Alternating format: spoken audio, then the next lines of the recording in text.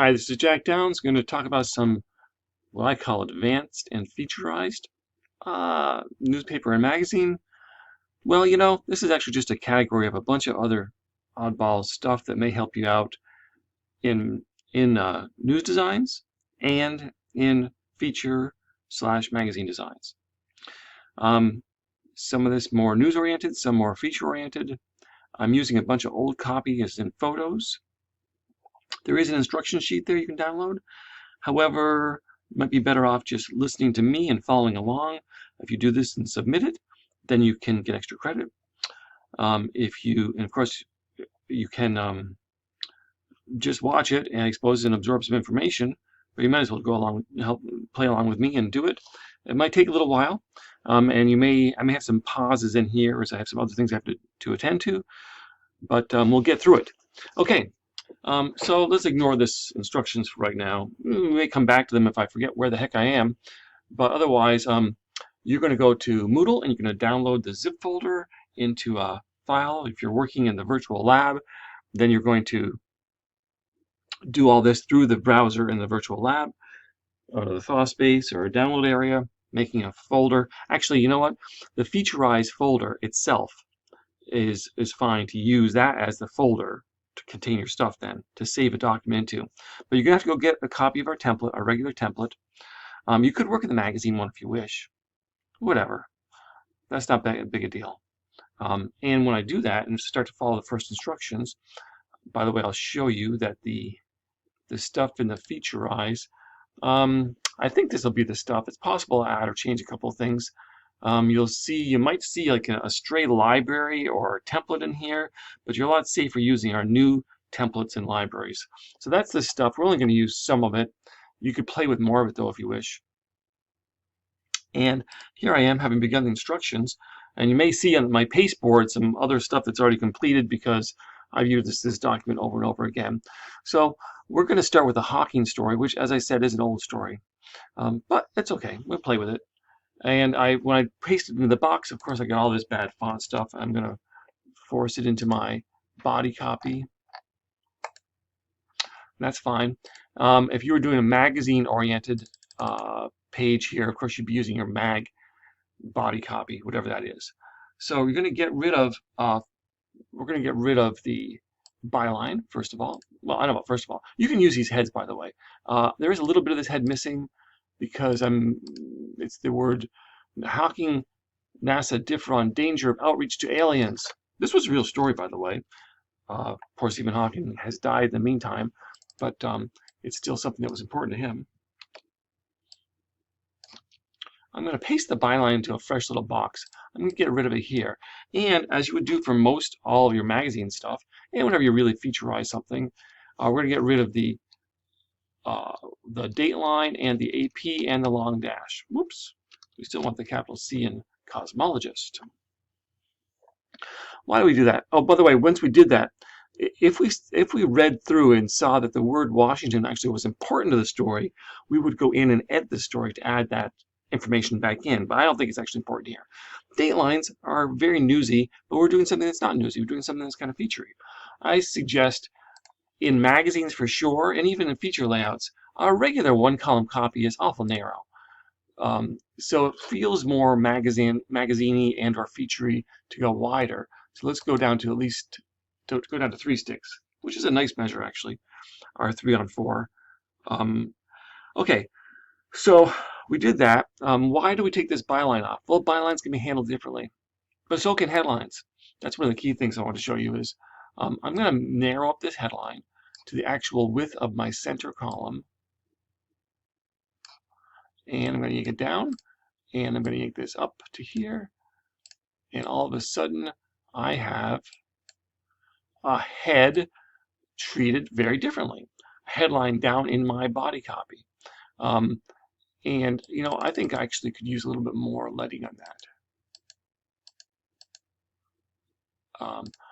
I want this stuff to line up down here, but I got some other things to do first anyway, so I'll wait a minute.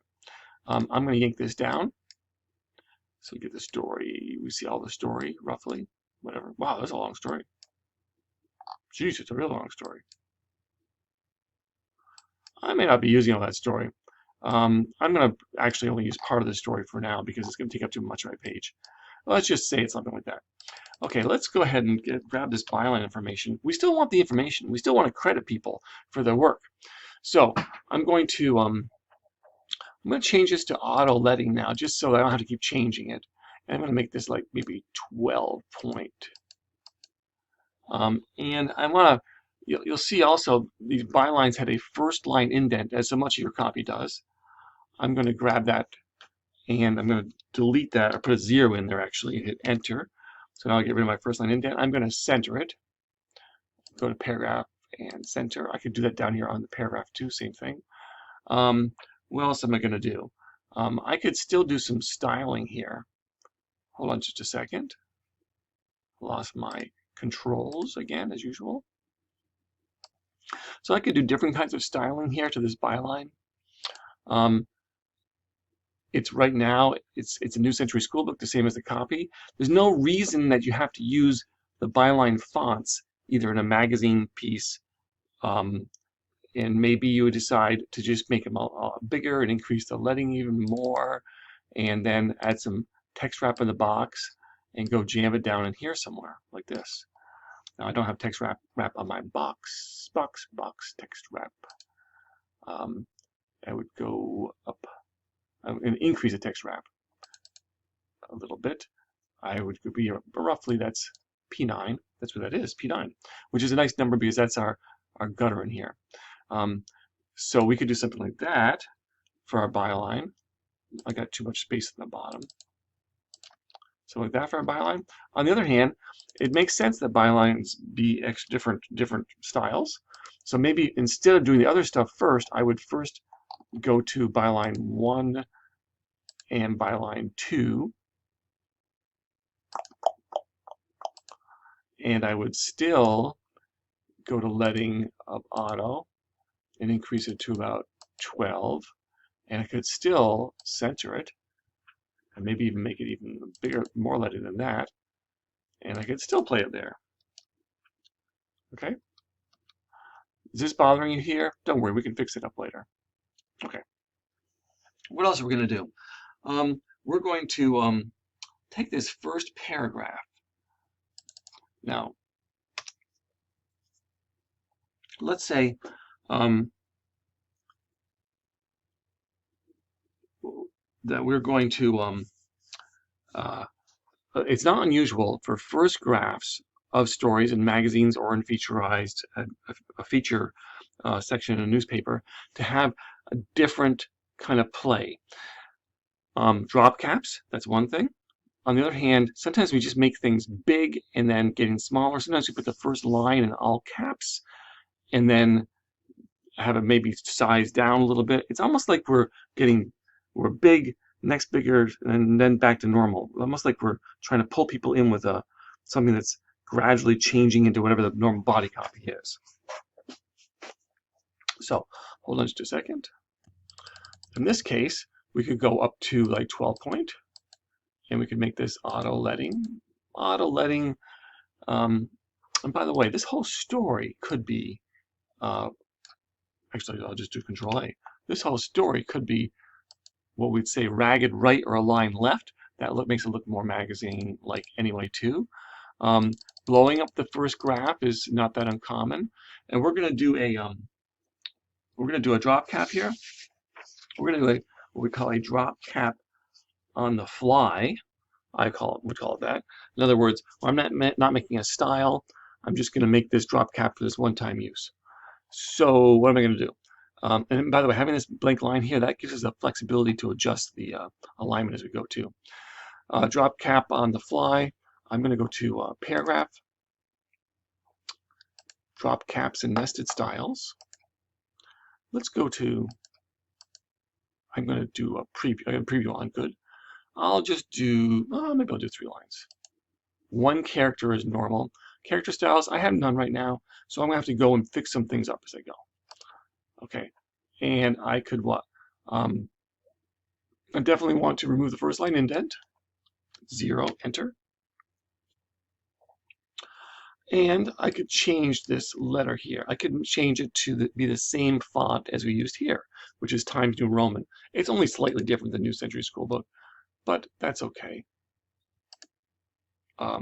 Making the drop cap the same as the headline is not that unusual an idea. So I think we've got some interesting things going on here. Now we just have to work on alignment, and that's going to be pretty easy to do. I can just drop that box down a little bit, and then I can bring it back up where it's supposed to be there. The extra white space is nice, no problem there. I can put my cursor in here. I can change the leading a little bit here. I got my alignment pretty well across the bottom. Don't worry on your copy if you're not really ending the story. We'll just leave it like that. So here's a little bit of a Featurize idea. Drop a headline down to a story, make a big initial whole graph, and then maybe do a drop cap. By the way, there's something other than drop caps you could try on the beginnings of stories. Let me just do this. What if you just imagining here, you don't have to do this. What if you just want an initial cap?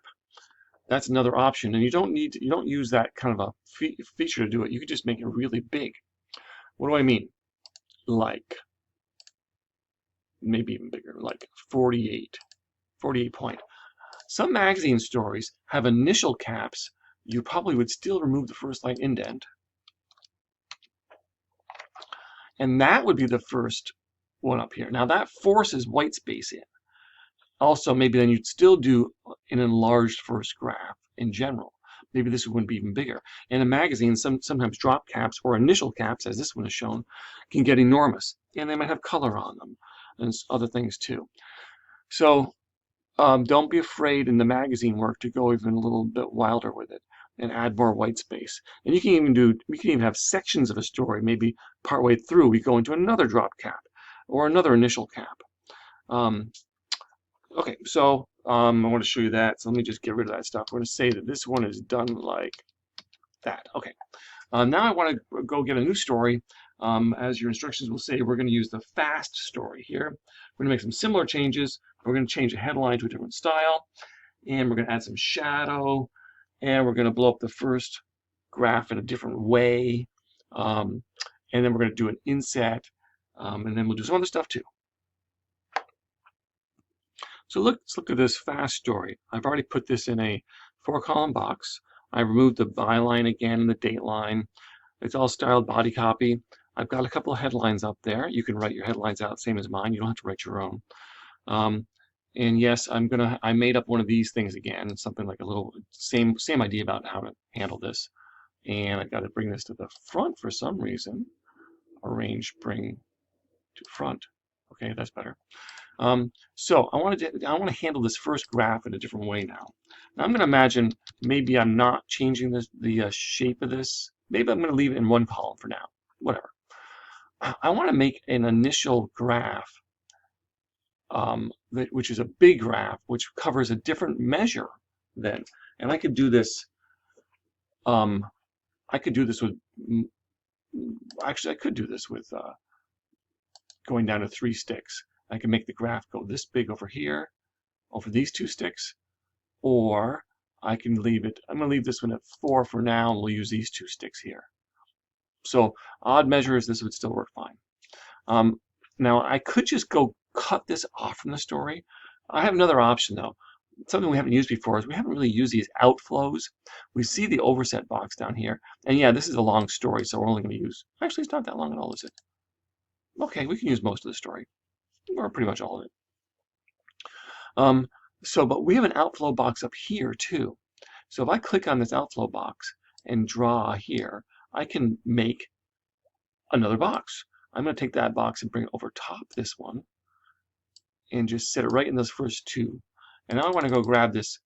I'm going to grab the first graph. I'm actually just going to blank line after the first graph. And this first graph, I'm going to do some of the same things we did before. I'm going to change it up in size. Of course, if you're working in a magazine, your text is already bigger, so you'd go even bigger, bigger, bigger on this stuff, right? I'm going to make this auto leading, and maybe you'd even want more leading than this in the end. And I'm going to change this to, let's say 12. Actually, let's say 14. Make it real big. Good, 14. I'm going to do some other work too. You can see how, actually I don't want that blank line here. Giving this separate box gives us all this control over that, of this stuff. I might even go bigger and letting if I want to. I'll leave it like that for now though. And I think I'm going to take everything, but now I can do select all. I still get both boxes, so they're still linked together. That was the point of doing that. I can still go to make it align left, and I got the control over my alignment down here. I think a little extra white space would be fine in there. Maybe now I'll put the blank line in there. No, I won't. I think I'm just going to increase my lighting a little bit more. Push that down a little bit. I can also, if I want some more space below that box, I think I do. I think I can probably better do that with text wrap. I'm going to break the chain and just do down text wrap. And push that down a little bit more. Extra space there. Actually, that aligns up pretty well now, doesn't it? A lot of space, but more space the better. In fact, I'm going to loosen up the space all around here by grabbing all this stuff and this stuff again, loosening up a little bit. Okay, so this kind of like a big, now you could also, maybe you want to do this all caps, the first line or something too. You could do that. But the point was I wanted to do a drop cap here, but I want to do it a different way. First of all, I'm going to make this headline, which is going to help us with the drop cap idea. We're going to style this differently. I think, do I have a paragraph style for, I don't in this document have the main news head style. Oh well, no big deal. We're just going to go to Arial, sure. And we're going to Arial black, which is giant, enormous. That's a good headline style for this story. I like that. And let's give it some more emphasis. Let's give it some shadow. Okay, object, effects. We're going to do drop shadow. This is the drop shadow as supplied. I've got the preview on right now. And it's okay. I could leave it like that. I could play with it and change it a little more if you wish to. Feel free to. I'm going to say okay. Or maybe I'll also try some bevel and emboss at the same time. And you can play some more with those too, as much as you like. That's very nice. Now I like to use this style then for my drop cap. Well, how am I going to get that? Well, I could do it by hand. But let's say I was going to do this regularly. I was going to do this style repeatedly. Well, then we would make a style to do it. But we can't just make a paragraph style. We need a character style for that letter too. So what we're going to do is I'm going to grab this F here. I'm going to go to a character. I'm going to make a new character style. I already have some in here probably, but I'll make a new one. And I'm going to do, character styles, new character style. And I'm going to call it drop 2020.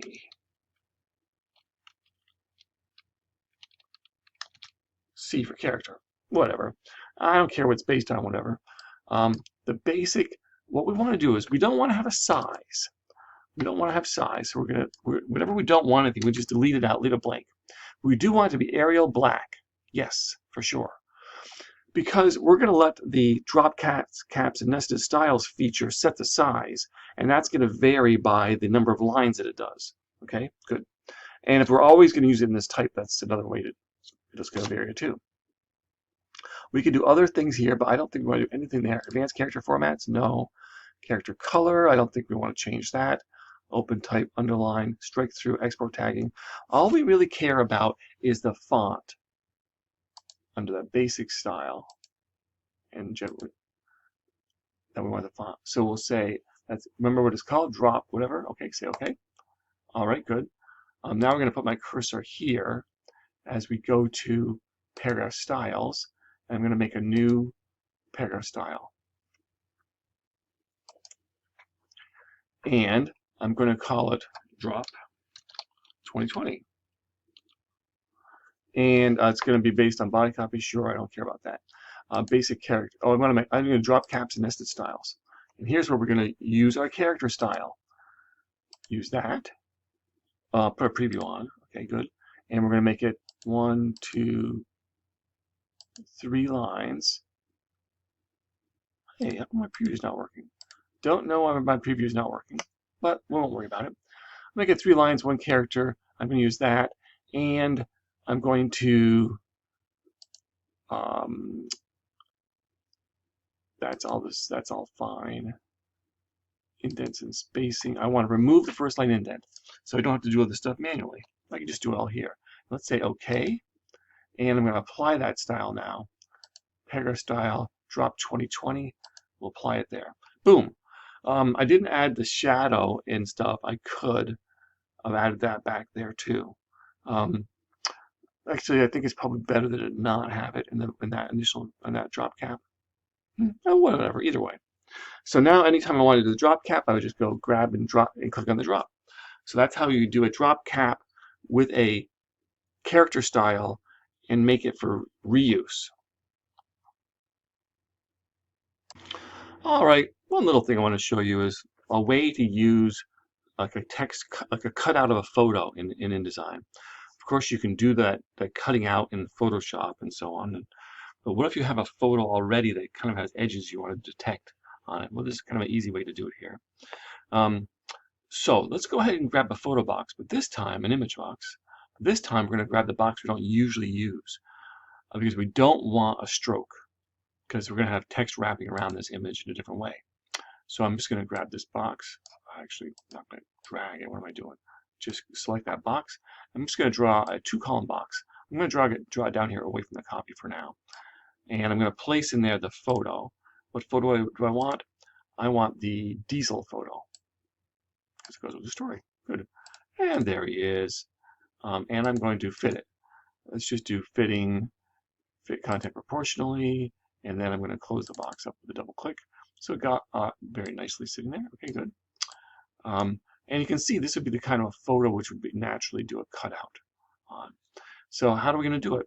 Well, if we have the object selected, and we go to Object, Clipping Path, Options. One of the options is Detect Edges.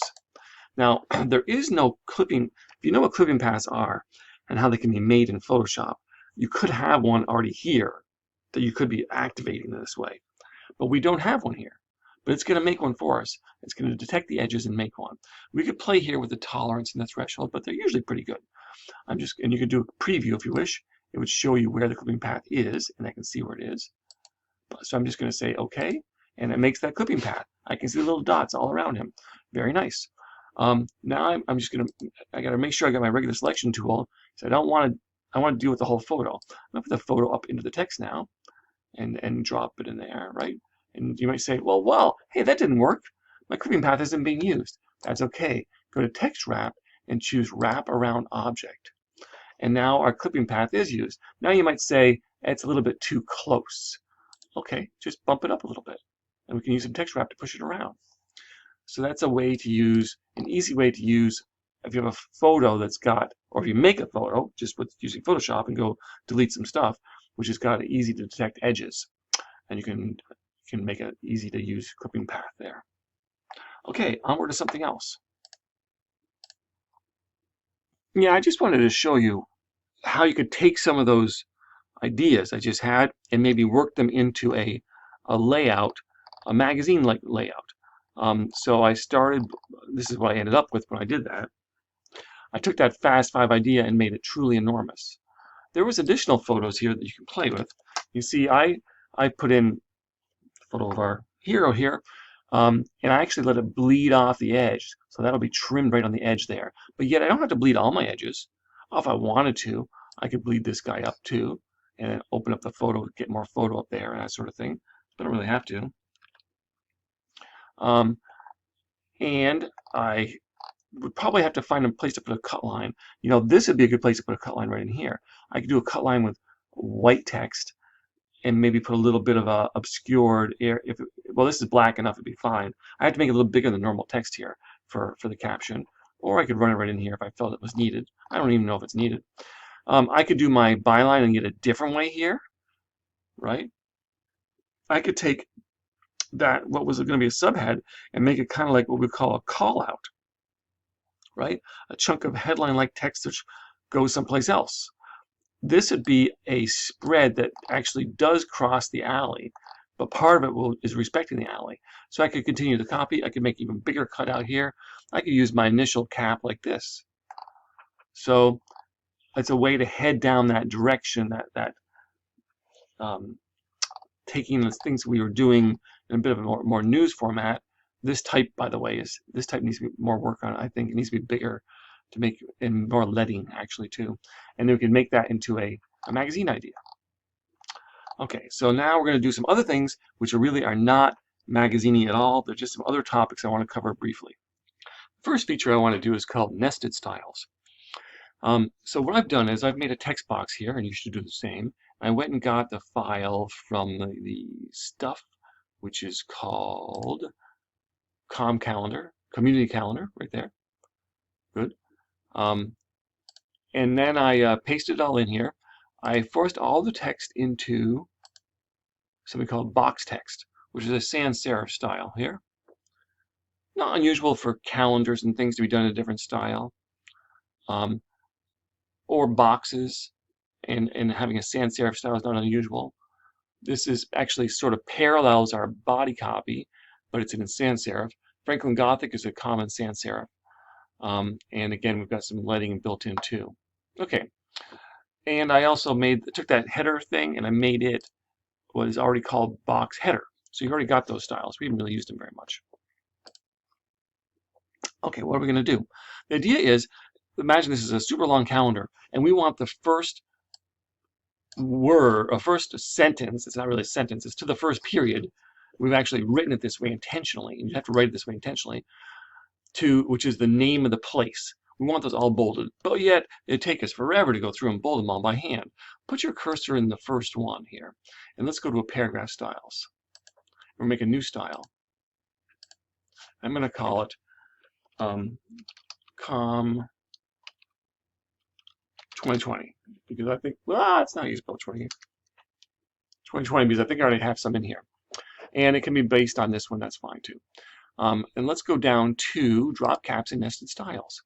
And here is an area we haven't dealt with before, this whole nested styles. There's nested styles and there's nested line styles, which you can read about, but we're just going to do nested style. You can do these things and make them essentially repeated styling. I'll put the preview on too, which I'm not sure if it's going to work now, but we're going to say nested style. We're going to say the nested style is going to be, we're going to do bold. Now I made, that's right, I need to have a character style for the bolding. Hold on just a second. Actually, I already made one. It's called box text bold. So you make a style which all it does is bold something in your font that you have, right? Box text bold. So I'm going to say apply that style through one, and you can change it to sentences, which means it goes to a period or anything else that ends a sentence. And remember, look at the choices you have. You could change it through to say, not through, but up to. You could change the number. You could change it not just sentences. You could say the first word, character, letter, digits, tab character, all these possible things you could do. So you can make styling happen up to or through a thing, whatever the thing should be, like that. So this is what we're going to do for this one. Let's look underneath line style and see what kinds of things you get. Make something happen, a style, for how many lines. So you could say the first line is all caps, and then however you change the paragraph, the first line would be all caps. We're not going to do anything in there. We're just going to do this one. So then we're going to do what we said, and it's going to be called Com 2020. We're going to say OK, and then if I grab that, if I'm just going to select all the text, and go to paragraph styles, I have one called Com 2020, and that's what it did. Automatically it bolds everything to the first period because that's what I told it to do. So that's the power of nested styles, and nested line styles would allow us to just make the first paragraph, first line of a paragraph, wherever the line is, a certain style or something. Bolding, italicizing would be common ones, underlining perhaps, but anything you could think of. All caps, you could do that too. You can force that in as a style also. Okay, and we're finally going to go up to tabs and leaders. Oh, why not? We'll do that too. Okay, now I'm going to show you something that almost nobody actually does or knows to do. And it's a very newsy little thing. It has to do with how to make a simple chart and how to use leaders.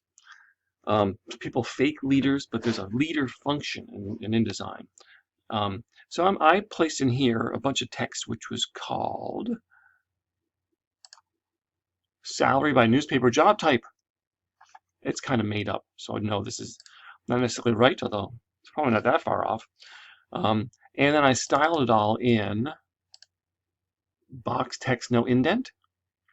It's very common to have a box text style, which was what we used up here, and then have a box text no indent style for things like this, where we don't want an indent because it's just lines of type we're going to be making into some kind of a chart or something. We could do, and I also then made this just the style we used before, which is the box header style. Good. And let's imagine this is going to be a box we're going to inset in something. So let's go ahead and give it some inset. Remember, Control B brings up text frame options, which is, we could get this up here also, but this is one place to do it. And I'm going to have, I'm going to do the inset spacing. This is locked. That's good. I'm going to do P9, which is our normal gutter. So now we have this inset around inside the box. And I want to make sure my box has a stroke of, oh, we'll say 1 point, which is bigger than needed. But anyway, so now it looks like this. Whoa, except the stroke doesn't have any color. Well, sometimes you have to go tell the stroke to be black. That's better, okay? All right, so I got this little box thing going on here. And we have extra space in here, but we'll worry about that afterwards. Okay, so well, one thing we need to do is I need to make sure that in between each of these things, I have a tab character. I have a tab. I'm going to be doing some tabbing. So how can I tell, is there a tab character there? I can't see tab characters. Well, actually you can. Okay, we can say type show hidden characters. And now it shows me in here, all these places, I actually have a tab character in each one of those. And you don't believe it? I'm going to get a little closer too. Let's get closer. Let's get closer, shall we? No social distancing here. I'll go in here and I'll put a I'll delete that one out and hit a tab. And yes, that's a tab character. That's what it looks like. I can see my little paragraph ends here too. So we'll leave that on. There's lots of times actually where show hidden characters can be helpful.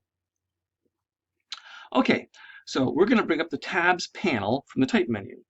And we're going to position it above the box and kind of, as we zoomed in here, and we're going to select the body and not the column labels. Okay, yeah, and choose tab type. That's what we're going to do. So here we go. We're going to go to type. What did I say? Yeah, tabs. Okay, this is a different and interesting little menu you have. Okay, it will grab to the tabs that are here with this magnet. Position panel above text frame, and it grabs to it, right? So it's grabbing to the thing. Okay, so we can select, we can choose a tab type, and we can tell it what the leader is going to be. Oops, I lost my recording pause. Okay, now I've selected the lines of what we consider the body of this area, not the headers, but the body of it. Good. Okay, what is this? What are these things up here? These are the different types of tabs. I can tab over here, which is left align. That's center justified. That's right justified. That's to align to a decimal or some other particular character. But these are the ones you usually use. Left aligned or right. And maybe center. I'm going to click on this one, left align. Now I'm going to click in this little white bar here somewhere. Okay. Look at what's done. It's actually grabbed those tabs and allows me to move them all together since that's a selected area. So if I want them to be lined up like this, I use this one. If I want them to be lined up like that, in other words, lined up on the right side, I can use that one. I want them lined up on the right side, but you can do either one. And I'm going to drag this out so they are just about at the very end. right? Out there, that's good. Okay, good. And now I can decide what leader I want to use. So I'm going to click in this box. I'm going to put in a period. And then I'm going to hit enter. See, now that's going to put dots as a leader. That's the character that stretches from one side to the other of a chart. Well, that would be very nice, but that's a lot of dots. I'm actually going to put a dot space. See, let's do space dot, and hit enter. And that didn't change. Oops. Let's do Control Z. Let's see. I'm going to change it to. It should change. It's not changing. Oh, I know why. I don't have this selected. I have to click on that guy again to make sure the tab is selected when I'm in here, and I change it to say space dot, hit enter. Okay, good. Or I could use some other character like a $ or a slash or something, but I don't think that would make much sense. As long as I made sure that that tab was selected when I did that, it would apply to it.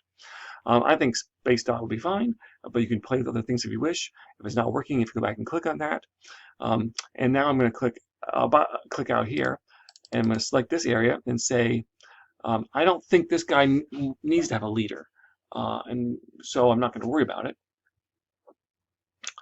There is no leader in here in this guy. I'm going to delete the leader. So with that selected, I can do the same thing. Choose this right one here, click in here, and move it off. Now let's say I have a tab I don't like. I can just take it and yank it right off, and it goes away. So I'm going to drag this guy way out here like that. That's probably about right. And then if I wanted to, I could just do an underline or some other feature, bolding or something. If I want to change these, make this guy stand out a little more. Okay, so that's the basic idea of tabbing, of leaders with tabs in a chart. Close my box here. Then I could go put it in some text someplace. Have a nice little chart tag, tabbed and leadered chart. Okay, we did plenty of stuff. There's much more we could do, but we better stop there. Hope I've given you some background information, some ideas that you use in a variety of ways.